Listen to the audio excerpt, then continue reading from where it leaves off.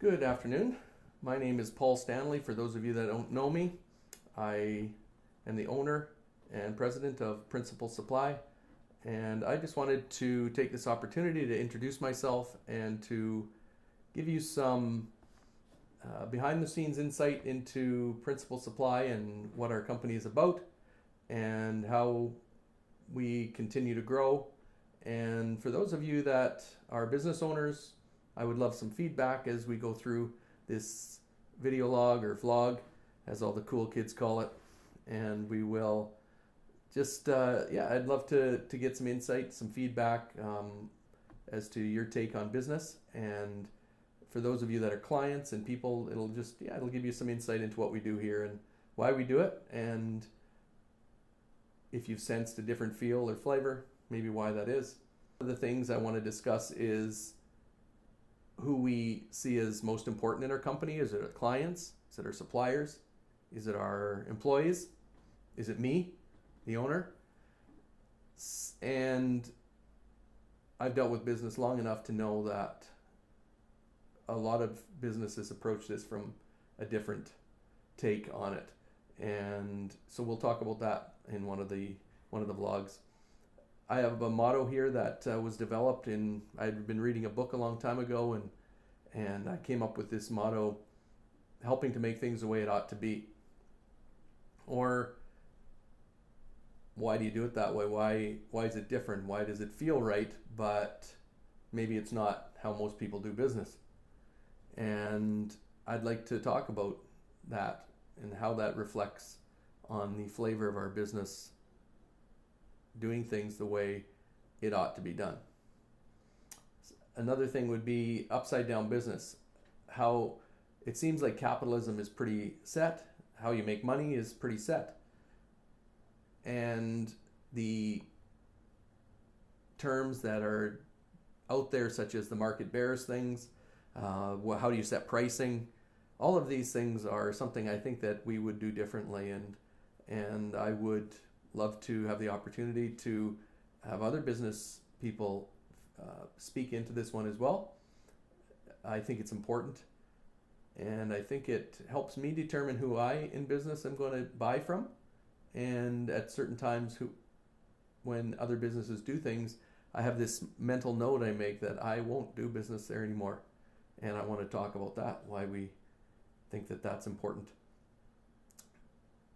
Risk taking, how we come up with who we take a risk on and who we don't. How to build a team and to give them freedom to be creative, give them not to micromanage. Do you micromanage? Is it important? Can you trust people to make good decisions? All of those things are things I'd like to touch on. Morale, how to build morale as a team. How do you create a culture in your company that people want to work there and they want to make a career out of it? I'm not sure if you know this if you're not in business, but one of the highest percentages of cost to a company is the retraining when you have this constant turnover. Consequently, you can't afford to pay even good people very much because you're spending so much time and money on retraining people. So yeah, we'll talk about that. Confrontation or failure, or when things don't go the way you think they should. What do you do? How do you respond as a business owner? Do you see that as a negative? Do you see it as a positive? That would seem odd, wouldn't it? Unless you frame that a little bit differently and you approach that problem with anticipation and a way to create a positive experience for your client, even though something went wrong.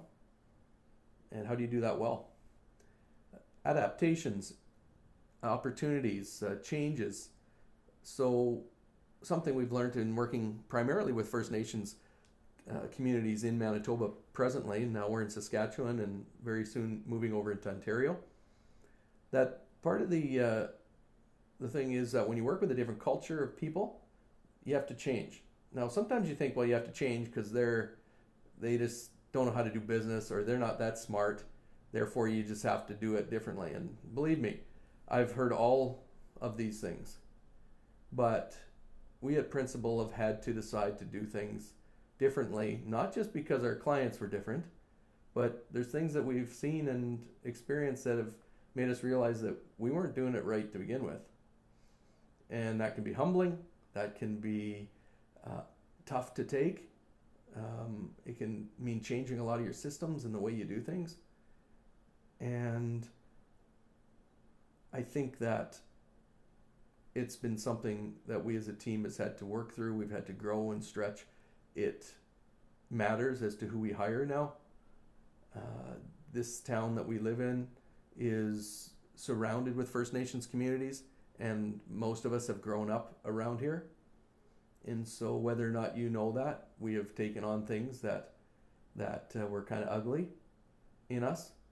And when the light gets shone on that kind of stuff, because now all of a sudden that is your main business, you have decisions to make. And I want to talk about that. Even though it's maybe a little bit tough to talk about, I'm going to talk about it because I think it gives some insight into how the clients that we deal with have helped us to grow and change. So with that, I just want to wrap it up and say I'm excited to do this and look forward to your comments and your feedback, and come on with the journey. Thank you very much.